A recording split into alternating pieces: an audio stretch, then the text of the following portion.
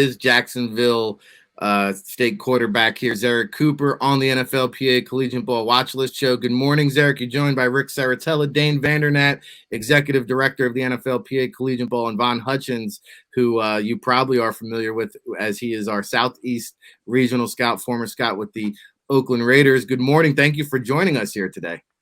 Most definitely. Thank you for having me on the show. How you guys doing? We're doing better now that we got our communication situation resolved, and wanted to pop you on here and give you an opportunity to kind of tell us a little bit more about yourself. Let the scouts who tune in and watch the show learn more about you, and really just build the hype train up as we get closer to Pasadena. And so you'll be going from the East Coast to the West Coast for this event. Zerrick, talk to me a little bit about when you found out about the news, where you were when you received your invitation, and what that moment was like for you. Oh man, when I got the call from my coach, it was kind of unexpected. It's kind of crazy because I was actually at lunch when I received the call from my coach, and he basically told me just come to the office, meet this thing about ball. I'm just going in thinking, oh, we want to watch film and talk about ball in the upcoming game that we had that week. So I went in. He sat me down. He was like, I got some good news. And, he gave it to me straightforward, like, you've been invited to the NFLPA Bowl game. And he gave me the folder. We talked about the game that it's a good, bowl to go to and stuff like that to showcase my talents.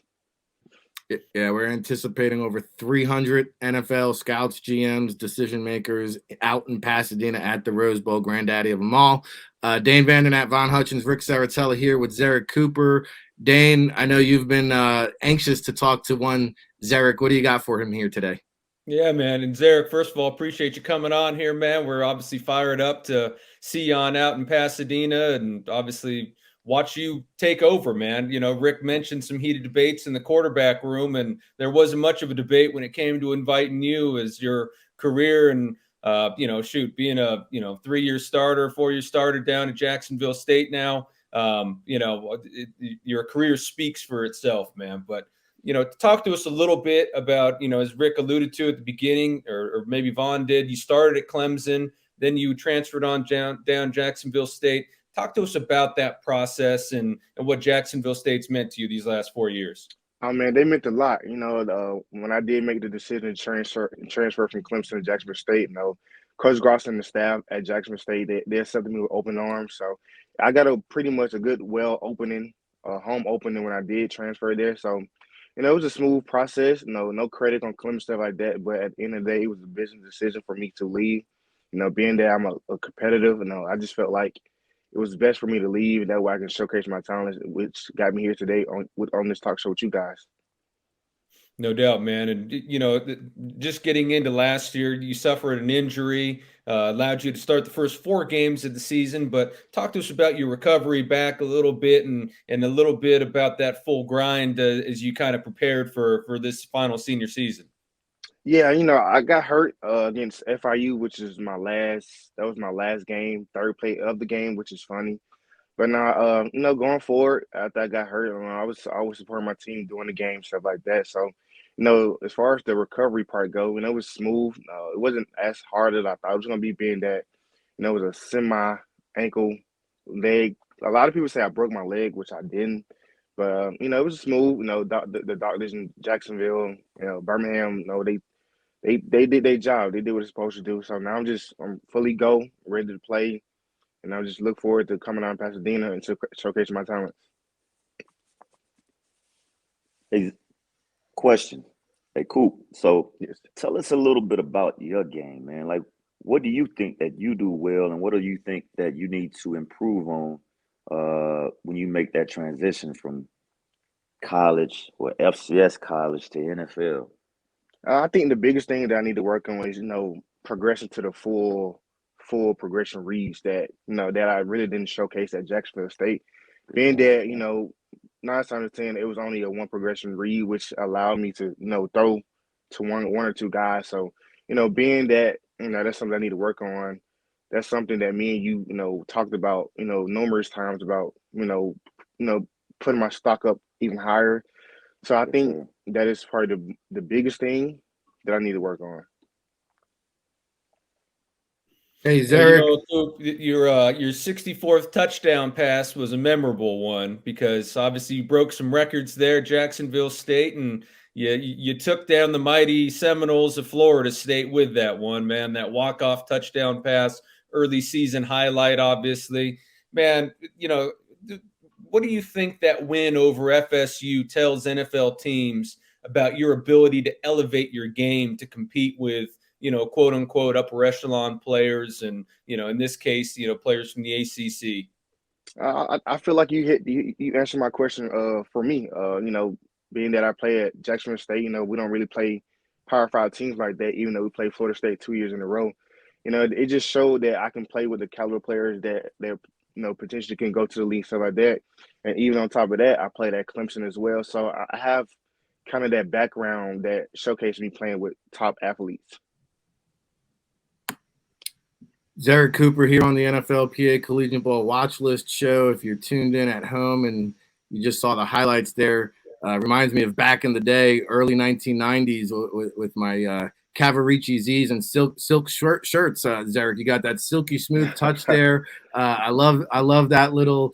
A lot of times quarterbacks, they don't know when to take a little mustard off the hot dog, right? And so you've got that touch. You know when to lay it on. You know when to take a little off. And I really like that about your game.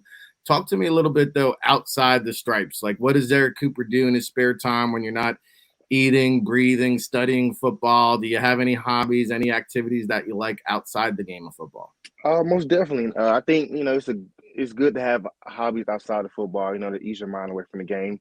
Me personally, my brother, he's an artist, so I do enjoy watching him paint and stuff like that. I love movies. I can sit in the house all day and watch plenty of movies, as long as they're good and stuff like that, and they're popular. I can sit there and watch movies all day long. I'm a big family guy. It's kind of funny to say my mom is sitting right here watching me talk Hey, right now. Mom. So they say, "Hey, mom." She said, "Hey, but nah, that's pretty much me right there. I'm a big family guy. I love movies. I love art. Like that's the only thing I do all day." Did your bro design that shirt that you're wearing there? Nah, I wish he did though, because I probably would have got it for free. It's a good $85. So No doubt, no doubt. Well, hey, we're having a lot of fun here on the NFLPA Collegiate Bowl Watchlist show. One thing from me that I want to hear more about is just how do you describe your leadership tendencies? Because when you're the quarterback, whether you like it or not, you have to be somewhat of a vocal leader. So give me an example, or give me a look inside your leadership capabilities. To me, I feel like as a leader, you don't have to be the one that always have to yell, try to do the most and stuff like that. I feel like the level of play that I show, it shows that I'm able to lead the team based off my actions. At the end of the day, it's can the team respect you on and off the field. I feel like if producing on the field, that's going to gain their respect.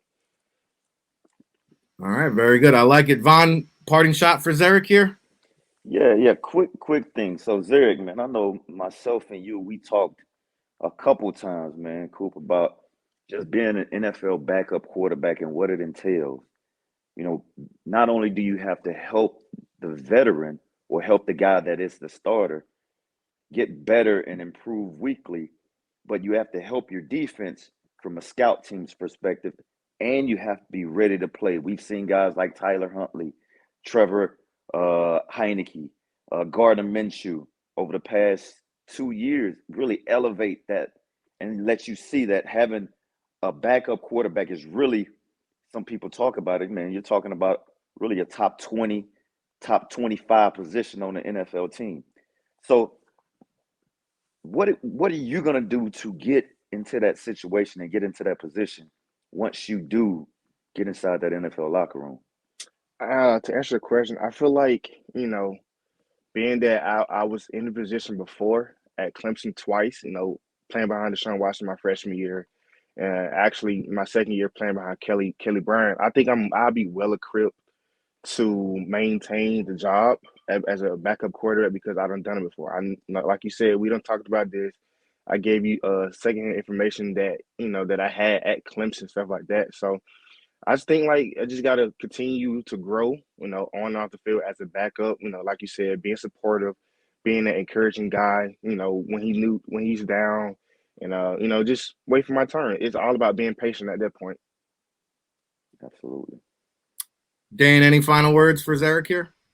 No, hey man, we're looking forward to watching you compete. Obviously, you've got a high ceiling, as you mentioned, and just as Vaughn kind of alluded to, going to the NFL, you are starting right back, right? Just like when you first arrived at Clemson, and there was an entrenched starter there, and you had to play that support role. But you got a lot of talent, man. We're fired up about you, man. We can't wait to see you here in a month. Yes, sir. Thank y'all for having me on the show.